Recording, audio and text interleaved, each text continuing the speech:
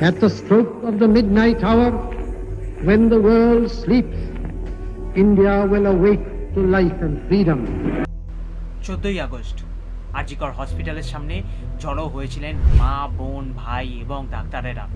তাদের একটাই দাবি ছিল অভয়ার মৃত্যু এবং ধর্ষণের সঠিক বিচার। ঠিক যখন আন্দোলন সঠিকভাবে শান্তিপূর্ণভাবে চলছিল, তখনই বেলগাছিয়া ব্রিজ থেকে নেমে আসে 5 থেকে 10,000 মানুষ।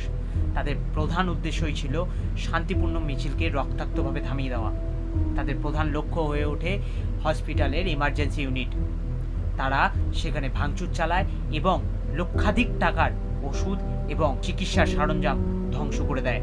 তারা রোগী বা ডাক্তার কাউকে রেহাই দেয়নি। এরা কি সত্যি আন্দোলনকারীদের মধ্যেই কেউ ছিলেন? প্রশ্ন ওঠে 14ই আগস্ট যে এইরকম একটি শান্তিপূর্ণ সমাবেশ হবে, সেটা আগে থেকেই কলকাতা পুলিশ জানতেন। কলকাতা পুলিশ কি আগে থেকে আঁচ করতে পারেনি এই সমাবেশের উপরে কোনো রকমভাবে কোনো আক্রমণ হতে পারে? এই আক্রমণটা কেনই বা হলো? এর কি প্রধান কারণ এমন নয় যে অভয়ার হত্যাকাণ্ডের যে সমস্ত প্রমাণগুলো আছে সেগুলোকে লোপাট করে দেওয়া? ডাক্তারদের মতে যখন আক্রমণকারীরা তাদের উপরে আক্রমণ করে, পুলিশের পক্ষ থেকে কোনো রকম বাধা পর্যন্ত তাদের দেওয়া হয়নি। বহু ডাক্তার এবং রোগীরা প্রাণ ভয়ে লুকিয়ে পর্যন্ত ছিলেন।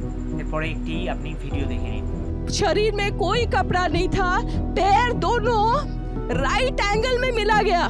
जब तक पेल्विक गर्ल नहीं टूटता है, इस तरह 2 पांव को नहीं चीरा जा सकता है।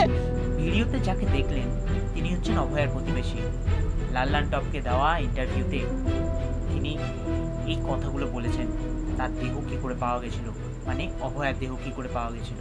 36 ঘন্টা ডিউটি করার পরে তিনি রেস্ট নিতে কিন্তু সেমিনার হলে গিয়েছিলেন।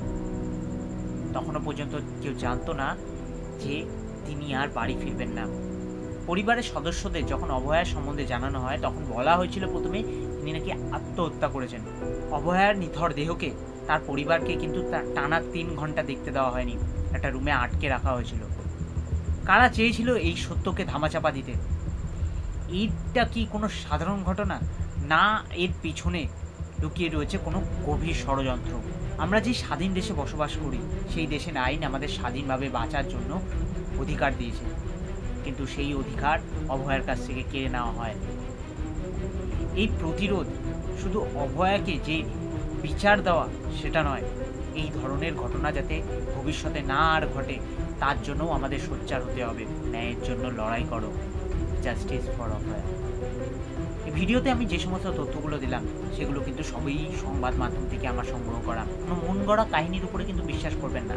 আমি এই ভিডিও শেষে কোনো লাইক বা কমেন্ট চাইব না, শুধু একটাই অনুরোধ করব, এই ভিডিওটিকে সবার মধ্যে ছড়িয়ে দিন, যাতে তারাও জানতে পারে অভয়ার সাথে কী হয়েছে এবং কেন এখনও তার পাশেই দাঁড়িয়ে আছে। ধন্যবাদ। আমি দিব্যেন্দু, আর আপনারা দেখছেন হঠাৎ ইচ্ছে 2.0।